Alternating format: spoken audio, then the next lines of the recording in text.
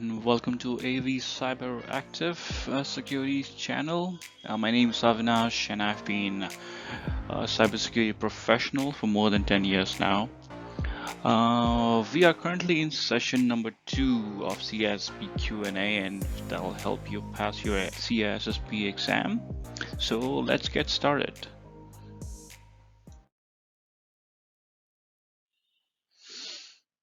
Okay, so the first question for today is while Lauren is monitoring traffic on two ends of a network connection, she sees traffic that is inbound to a public IP address shows up as inside of production, a network bound for an internal host that uses RFC 1918 reserved address.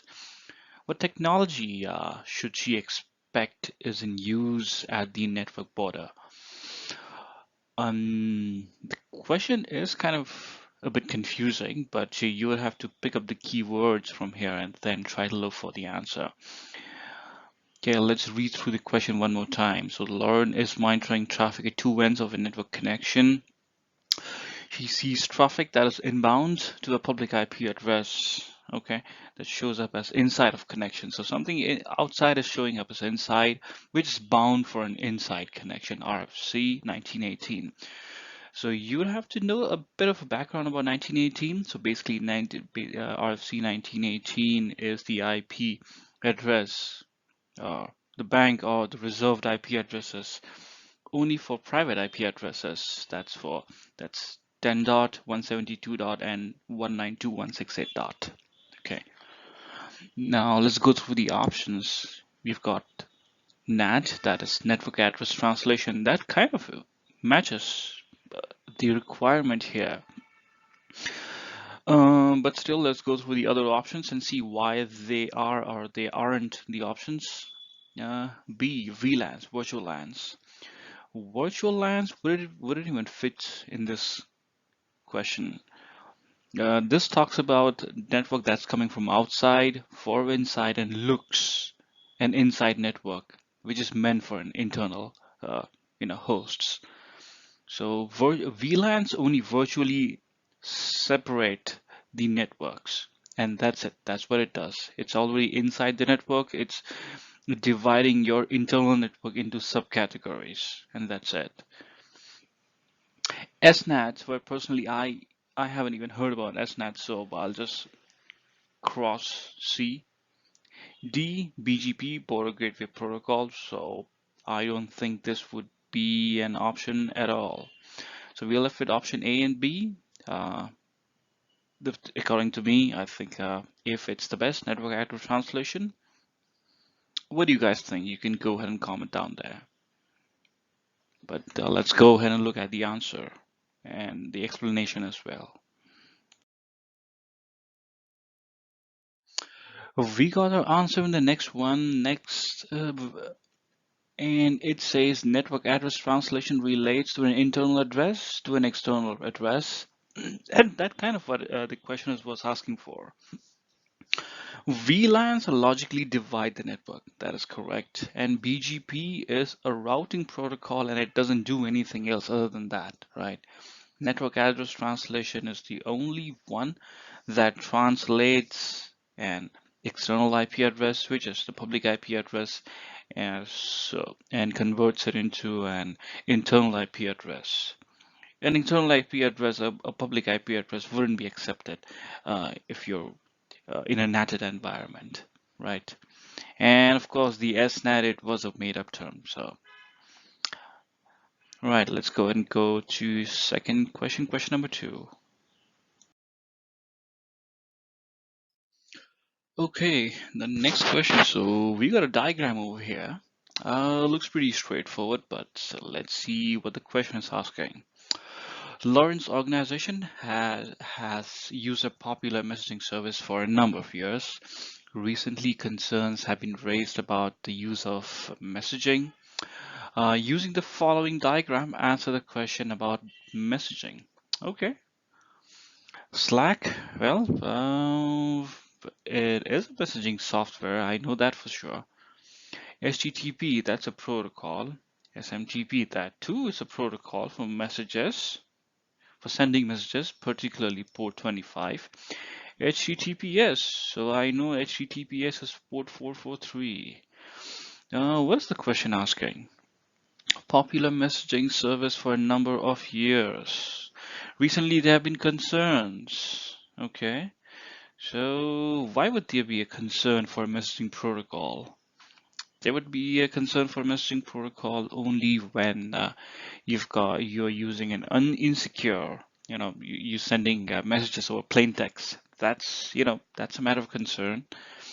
Slack, no, I don't think that would fit the requirement for the question here. HTTP, we know HTTP goes over port 80 and that's insecure, so let's park HTTP. SMTP is port 25, but is that mentioned in the diagram? The question says, use the following diagram, answer the question about messaging. So SMTP also doesn't quite fit according to this diagram over here. In HTTPS, not at all. I see A and C at the bottom left-hand corner, sending traffic to switch, then a router, then a firewall, and then over port 80 incident management, IM, instant messaging traffic. So most probably this is an easy one, and HTTP is the answer most probably. What do you guys think?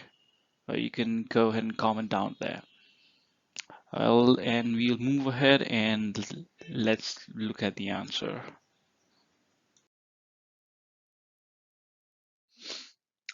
Okay, so the answer is HTTP. The use of TCP port 80 indicates that the messaging service was using HTTP protocol. Slack is a messaging service that runs over HTTPS, which uses port 443. Now, SMTP is an email protocol that uses port 25. Hope that clarifies. And next, go ahead to our next question. Okay, last question, and this is quite an interesting one. Betty's concerned about the use of buffer overflow. So you would have to know what some part of a buffer overflow is. Not in depth, but at least a high level of idea of how it can be exploited. Okay, so Betty's concerned about use of buffer overflow attack against a custom application developed for her organization. What security control would provide the strongest defense against these attacks? If I can pick the keywords, I would pick buffer overflow attack and I would pick strongest defense. So one amongst these provides the strongest defense, okay? Which means it's actively looking for uh, in the packets. Let's look at the options. Firewall. The question is more about layer 7. The firewall most probably operates somewhere around the layer 3 and layer 4. There's so much overlap nowadays, so so let's say firewall layer 3. Would that be sufficient for what's required for the question? It says strongest defense. Well, firewall would, but not quite there. Okay, let's look at the other options. IDS, intrusion detection system.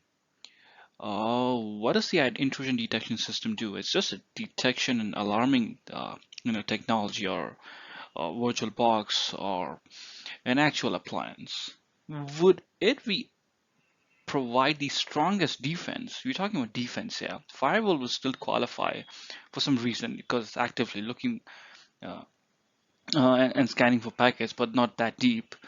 IDS, not quite. It's just a parallel device sniffing for packets. Maybe your SIM is consuming it, or you've got a dedicated dashboard consuming IDS logs. But it's kind of a passive device, not an active device. It wouldn't give the strongest defense. Number C, parameter checking. This I feel is a good option here. Why? Because I think when you so let's look at how buffer overflow works. Buffer overflow is basically you don't have to know the inner workings of it. You just have to know the high level of how. If somebody says buffer overflow, oh, so which means it's an input given to a system that which is more than it can handle, and it it's overflows. Okay, that's kind of a lame explanation, but still, for if somebody who doesn't know buffer overflow, it's something to start with. So if you do parameter checking, so that kind of qualifies over here. You are checking for the parameters. If it exceeds a threshold, you wouldn't allow that to happen. Okay, so I'll park C. Vulnerability scanning. Now, when you do vulnerability scanning, this also is kind of a passive activity. You do a vulnerability scanning. You check for uh, vulnerabilities that exists, and then depending on the criticality, you would follow your vulnerability lifecycle, and then you would patch, you would do your remediation scan, and then there's this complete domain that covers the vulnerability path scan here. However, would it be the strongest defense here? We're talking about defense. Okay, no, not really. There are better options available, so I'm confused between A and C. But if I was to choose one, I'll go with option C and not firewall, because it's application layer that we're talking about, that we're dealing here, and number C goes and fits quite right in. Okay, let's move ahead and check and see the explanation for the answer and along with the answer.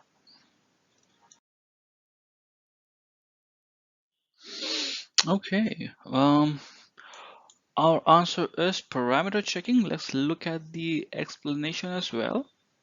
Parameter checking or input validation. So that was the word that I was missing in my explanation, but now you know. Input validation is used to ensure that input provided by the user to an application matches the expected parameter of an application. Otherwise, it wouldn't even allow the input. Okay, developers may use the parameter checking to ensure that the input does not exceed an expected length, preventing the buffer overflow attack. Okay, hope that clarifies. That would be it, and I wish you folks all the very best for your exams. Bye now.